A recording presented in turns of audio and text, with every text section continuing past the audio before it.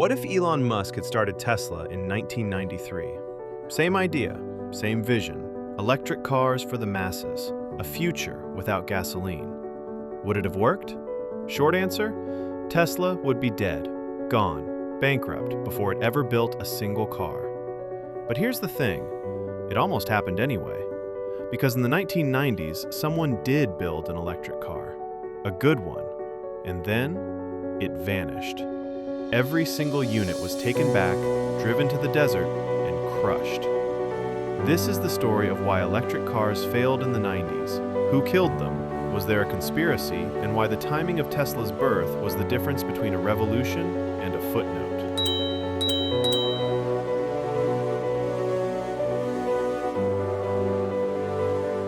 Let's rewind to 1990. California is choking on smog. LA's air quality is so bad it's making international headlines. So the California Air Resources Board does something radical. They pass the Zero Emission Vehicle Mandate. It says, by 1998, 2% of all cars sold in California must produce zero emissions. By 2003, that number jumps to 10%. This wasn't a suggestion, this was the law. And just like that, the big three automakers, GM, Ford, Chrysler, were forced to build electric cars. Not because they wanted to, because California made them. GM went first, and honestly, they didn't half-ass it. They built the EV1, sleek, aerodynamic. It looked like something from a sci-fi movie. It could do 0 to 60 in under 9 seconds, faster than most gas cars at the time. Drivers who got their hands on one were obsessed. There were waiting lists, fan clubs, people writing letters begging GM not to take them away. Honda built the EV+, Ford made the Ranger EV, Toyota had an early RAV4 EV. This wasn't some fringe experiment, it was a full industry push. So why have you never heard of any of these cars? Why aren't they on the road today? Because within a decade, every single one of them was gone. Here's what killed the 90s electric car. And it wasn't just one thing, it was everything at once. First, the battery problem. The EV1 ran on lead-acid batteries, the same basic technology in your gas car's starter battery. And with those batteries, you got maybe 60 to 90 miles of range. Then you needed hours to recharge. And there was almost nowhere to do it. Today, we take lithium-ion batteries for granted.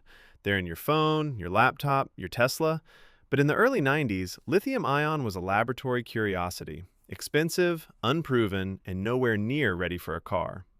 Without that technology, EVs were fundamentally limited. There was no workaround, no hack. The physics just didn't work yet. Second, nobody cared. Gas in the United States in 1993? About $1 a gallon. Filling up your tank cost less than a pizza.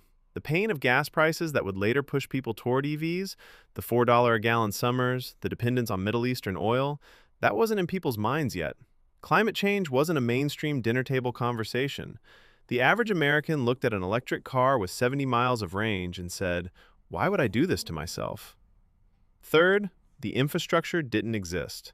There were no charging stations. Not a handful, essentially zero public chargers. If you ran out of juice on the highway, you were stranded. Today, we debate whether charging networks are big enough. In 1996, the question was whether they existed at all. So even if you wanted an EV, even if you loved the idea, it was genuinely impractical for most people's lives. Now here's where it gets dark. Because the technology wasn't the only thing working against the electric car, there were people, powerful people, who actively wanted it to fail. In 2006, a documentary called Who Killed the Electric Car laid it all out, and the title wasn't metaphorical. Let's start with the oil industry. When California passed that ZEV mandate, oil companies went into full panic mode. More electric cars meant less gasoline sold, full stop. So they did what powerful industries do. They lobbied. Hard. They funded think tanks that questioned whether EVs were actually better for the environment. They backed politicians who were friendly to fossil fuels. They worked to gut the very mandate that had forced EVs into existence. And it worked. By 2003, the California Air Resources Board reversed course. The ZEV mandate was effectively gutted. watered down so much that automakers were off the hook. Within months of that decision, GM announced it was ending the EV1 program. And then they did something that shocked even the harshest critics. They sent representatives to take the cars back. Not just from dealerships, from owners. People who loved these cars. People who had been driving them for years. GM repossessed every single EV1, drove them to a facility in Arizona, and crushed them. Hundreds of cars, destroyed. GM even refused to sell them to museums at first. Why destroy them? Why not just let them sit on a lot somewhere? That's the question that haunts this whole story. Because if you believe the electric car was a dead end, if it truly wasn't viable, you'd just let it fade out quietly. You don't spend money destroying something that poses no threat. Was it the oil companies pulling strings? Was it GM protecting its own combustion engine business and its massive network of dealerships that made billions from oil changes and engine repairs that electric cars simply don't need? Was it the dealerships themselves? The answer is probably all of the above. Not a single villain in a dark room, but an entire ecosystem of aligned interests, all pointing in the same direction. Kill the electric car, quietly, efficiently, and for a while, it worked. Now fast forward to 2003. Martin Eberhard and Mark Tarpenning found a small company called Tesla Motors in Silicon Valley. Elon Musk joins early, eventually takes over, and bets almost everything he has on it. Why did this attempt succeed when everyone before had failed? Because the world had changed in exactly the ways that mattered. Lithium-ion batteries had been refined over a decade of laptop and phone manufacturing.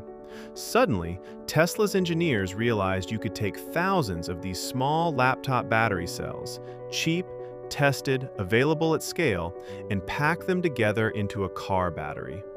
No one had tried this before. It was the key that unlocked everything. Then there was the money.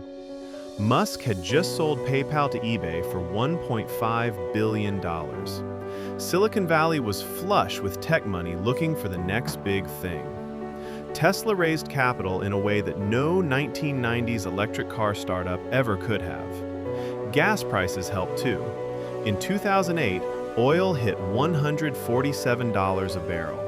Americans were paying $4 or $5 at the pump. Suddenly, the conversation about electric cars wasn't about sacrifice, it was about survival. And then, in 2009, the US government handed Tesla a $465 million loan through the Department of Energy. That money built the factory that built the Model S. Without it, Tesla might not have made it. A 1990s Tesla would have had none of this. Worse batteries, no capital network, cheap gas, active sabotage from oil companies and automakers.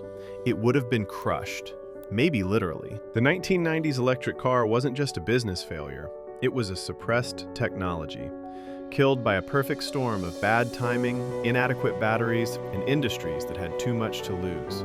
Tesla didn't just build a better car, it waited, consciously or not, for the exact moment when the batteries were ready, the money was available, and the world finally wanted to change. Timing isn't everything in business, but sometimes it's the only thing. If Tesla had launched in 1993, you would have never heard of it.